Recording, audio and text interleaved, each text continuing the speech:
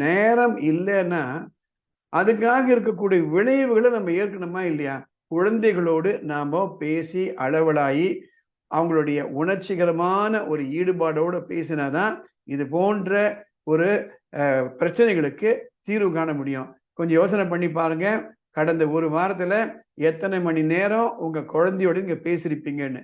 என்னை பார்த்த பெற்றோர்களே, சில நாட்களுக்கு முன்பு ஒரு பேரண்ட் ஹஸ்பண்ட் அண்ட் ஒய்ஃப் வந்தாங்க.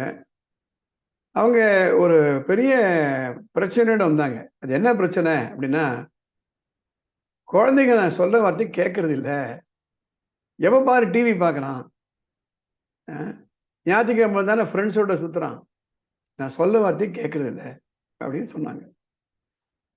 நான் அவனுக்கு சில ஆக்கப்பூர்வமான அட்வைஸ்லாம் கொடுத்தேன் கவுன்சிலிங்ல. அதில் முக்கியமா நான் என்ன சொன்னேன், தினம் உங்க குழந்தையோட ஒரு அரை மணி நேரம் உட்கார்ந்து மன திறந்து பேசுறீங்களான்னு கேட்டேன். அதுக்கு அவர் சொல்றாரு, அதுக்கு எங்க நேரம் இருக்குங்க. நான் காலையில 7, 7:30 மணிக்கு நான் வெளியில போனேன்னா அது 8 மணிக்கு வருவேன்.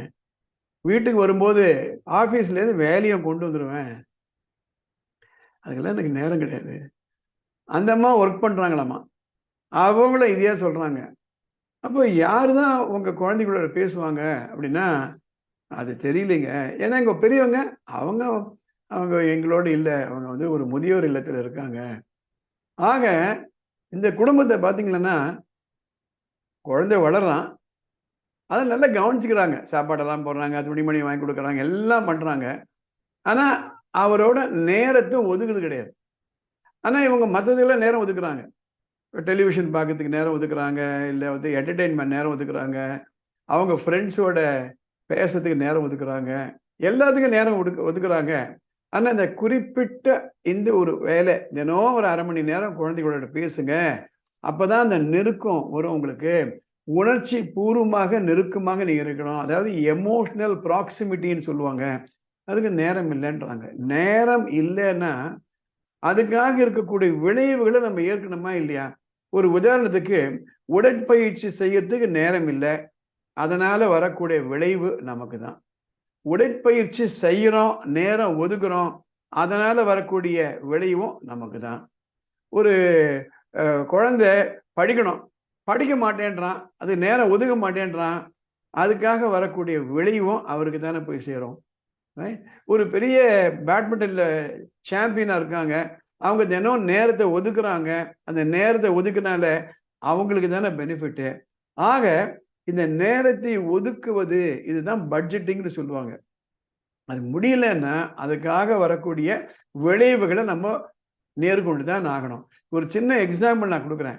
சப்போஸ் உங்க வீட்ல 7 தொட்டி வாங்குறீங்க. 7 தொட்டியில மணல போட்டு, எருவ போட்டு 7 ரோஜா பூ செடிகள வைக்கிறீங்க.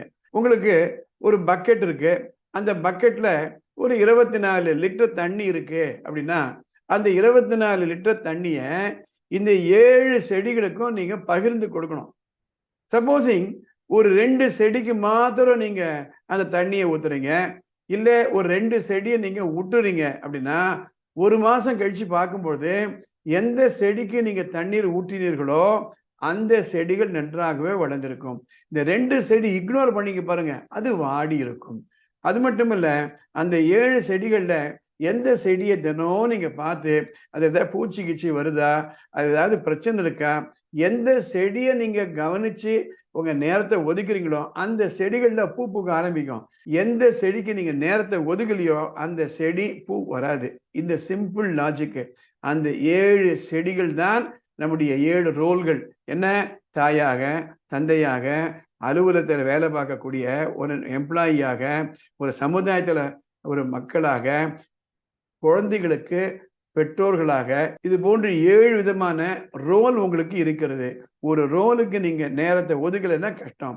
அந்த 24 லிட்டர் தண்ணி சொன்னேன்ல, அதுதான் நம்ம 24 மணி நேரம். தூங்குற நேரம் போக, நம்ம அலுவலகத்துக்கு போயிட்டு வர நேரம் போக, டிராவல் டைம் போக இருக்கக்கூடிய நேரத்துல குழந்தைகளோடு நாம பேசி அளவலாயி, அவங்களுடைய உணர்ச்சிகரமான ஒரு ஈடுபாடோட பேசினாதான் இது போன்ற ஒரு பிரச்சனைகளுக்கு தீர்வு காண முடியும்.